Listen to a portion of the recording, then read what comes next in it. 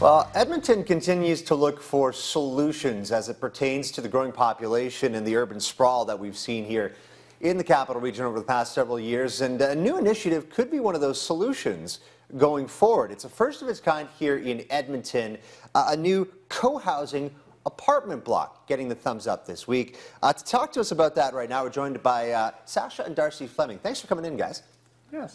So first off, for those who might not be familiar with the concept of co-housing, in layman's terms, what is it? Well, it's an intentional community, and kind of has its origins in Denmark, and they've done this for a while there now, and it's kind of taken hold a little bit in North America as well. But it's really a way for people to kind of come together, identify what their shared values are, and then construct a living form that reflects those values and allows you to live kind of within that and among that. So what was it that made you decide to pursue this? Like, what's your current living situation that you wanted to follow through on this?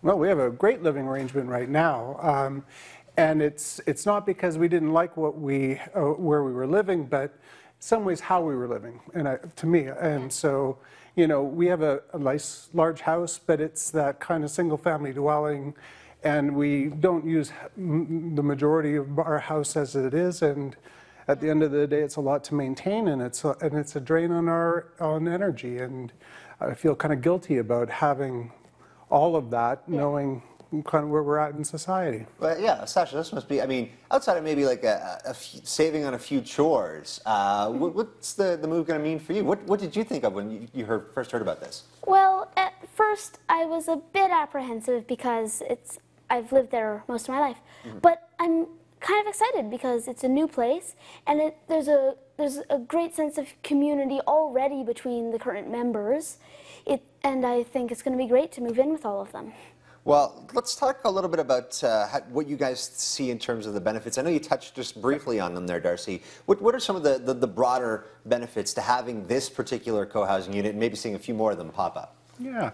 A lot of it centers around the shared space. So unlike a lot of condos and other things, even the way that our current single-family dwellings are designed, we're really kind of designed so we don't have a lot of interaction with our neighbors. We don't really see them on a regular basis, and you kind of have to go out of your way to do that. Yeah.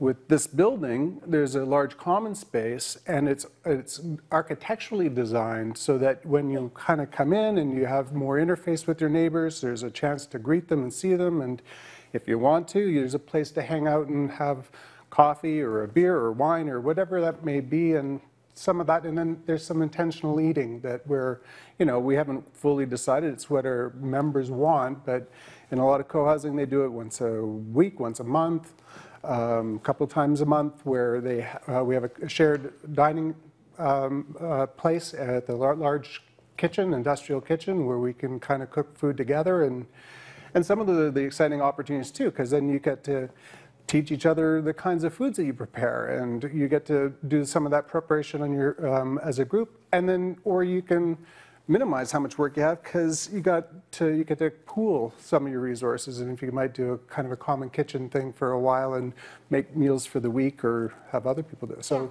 well, what about you, Sasha? What are you excited about mostly with this? Well, I think the main thing I'm excited about is, like living with my grandparents. They're planning to move in as well. It's the sense of community. I'm looking forward, we're planning on having a rooftop, patio stuff with barbecues. I'm looking forward to everything, really. How about the common playroom? Yeah, of course. There you go, an easy way to make friends. So this is obviously something that you guys have been working on for a little while in terms of not just the proposal to the city, but in terms of coming together as a group. Sure. Who are these individuals? Where do they come from? And is there a sense, talking to others, that there's more of an appetite perhaps in the future for additional co-housing units? Yeah, you know, I'm of a believer that there's lots of people who share our values, and I'm not entirely in the values of wanting to envision a future urban kind of design and way to live. Now, our current members are from all over the place, and they're kind of fairly representative of multiple ages. And, you know, one of the challenges is that anytime that you're getting into equity homes, then you there is a limitation. It's not just you don't reflect the full diversity of society because not everybody is in that position. But to the extent that we can be, we're like to model this off of an inclusive community where we all kind of recognize that we benefit from learning about different people and their experiences. So when, just as curiosity, when do you guys get the keys? Yeah, that's my question. No, I mean, our hope is that we'll be kind of putting spade to ground in the spring or summer. But there are a few things that we have to get ironed out for that to happen. But, you know, that would be where ideally, I think we're expecting only a year, less than a year build. So there, yeah. Well, there you go. And I think the biggest hurdle, of course, was getting the thumbs up from the city for the zoning. Sure, yeah. So that's taken care of. You guys looking forward to an exciting future going forward, and sometime next year, walking in for the first time to the first co-housing apartment building in Edmonton. Sasha, Darcy, thank you so much for coming in and talking about this unique experience, perhaps the first of many here in Edmonton.